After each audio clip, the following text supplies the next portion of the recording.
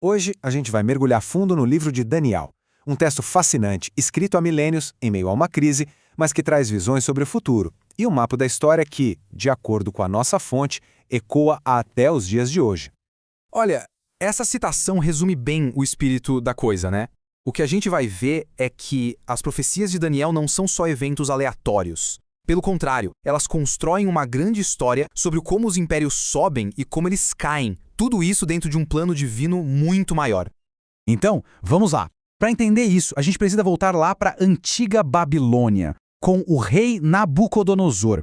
Ele tem um sonho que o deixa muito perturbado. Só que tem um problema. Ele não consegue lembrar o que sonhou. Imagina o desespero. Ele chama todos os sábios, mas só um jovem exilado, Daniel, consegue não só revelar o sonho, mas também o seu significado.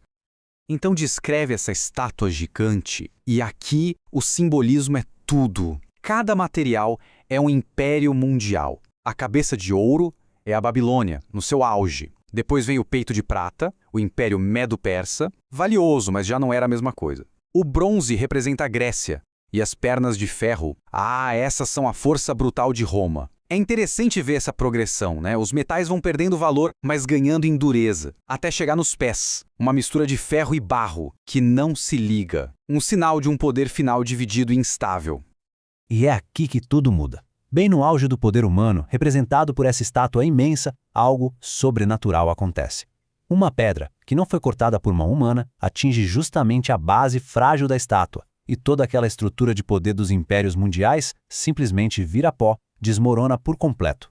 Tá, mas o que é essa pedra? A interpretação aqui é bem direta. É o reino de Deus. A chave está toda nessa expressão cortada sem mãos. Isso quer dizer que a origem dela é divina, não é uma criação humana. É uma afirmação clara de que, no fim, um reino eterno vai triunfar sobre todas as estruturas de poder que a humanidade construiu. A história não para por aí. Anos depois, é o próprio Daniel que tem uma visão. E essa visão, de certa forma, aprofunda o sonho do rei. Só que em vez de uma estátua de metal parada, ele vê 4 bestas, 4 feras saindo do mar. Elas representam os mesmos reinos, mas agora revelando a natureza violenta e predatória de cada um deles.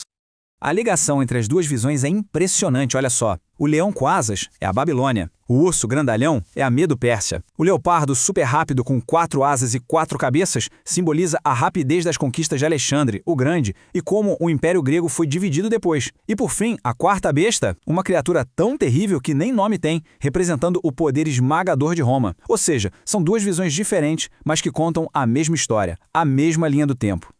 Só que a visão de Daniel traz um elemento novo e bem sinistro. No meio dos chifres da quarta besta surge um chifre pequeno, um poder diferente, marcado pela arrogância e por desafiar a Deus abertamente. De acordo com a nossa fonte, essa é uma figura central para entender os eventos do fim dos tempos. Depois dessa visão das bestas, a cena muda completamente. A gente sai da terra e vai para um tribunal no céu. Daniel vê o ancião de dias, uma imagem poderosa de Deus, sentado em seu trono, pronto para julgar os reinos do mundo. Fica bem claro quem está no comando de tudo.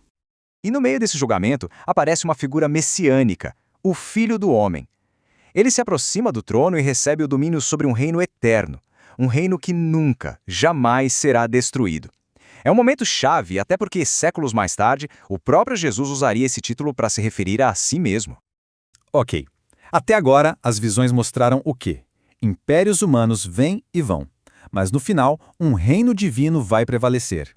Mas a pergunta que não quer calar é: quando? Quando tudo isso vai acontecer?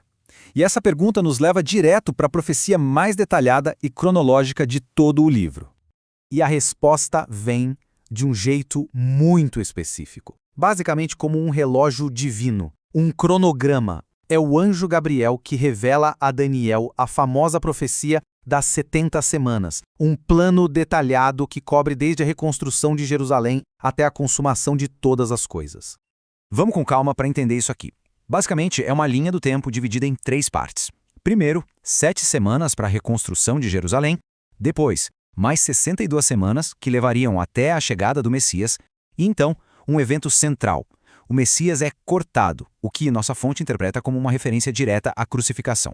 Isso deixa uma semana final, um período de 7 anos, que ainda estaria para acontecer no futuro. E bem no meio dessa última semana de 7 anos, um evento terrível acontece, a chamada Abominação da Desolação. Seria uma profanação do lugar sagrado, do templo em Jerusalém. Um ato que, segundo a profecia, funcionaria como gatilho para o início de um período de grande tribulação. Agora é hora de conectar os pontos. Porque as profecias de Daniel não são um caso isolado, muito pelo contrário. Elas são a base, o alicerce para muitas das revelações do Novo Testamento sobre o fim dos tempos, principalmente o que a gente lê no livro do Apocalipse. E essa conexão não é só uma interpretação, não. O próprio Jesus, ao falar sobre os sinais do fim, aponta diretamente para a profecia de Daniel.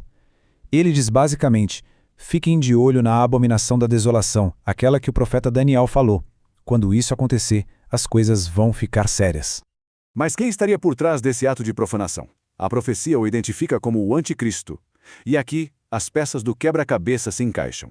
Aquele chifre pequeno, arrogante, da visão de Daniel, ele é entendido como sendo a primeira imagem, a pré-figuração desse líder mundial que no fim vai se levantar contra Deus. Então, se a gente der um passo para trás e olhar para tudo isso, uma grande história se revela. Impérios humanos, não importa o quão poderosos pareçam, são passageiros. O julgamento divino é certo e a história não termina no caos. De acordo com essa visão, ela termina com o estabelecimento de um reino que não terá fim, governado por aquela figura, o Filho do Homem. E isso nos deixa com uma última reflexão. Será que a história é só uma sequência de acidentes, de eventos aleatórios? Ou será que ela é, na verdade, uma história com começo, meio e um final já determinado? Para a fonte que a gente analisou hoje, a resposta para essa pergunta muda completamente o jeito como se enxerga o mundo.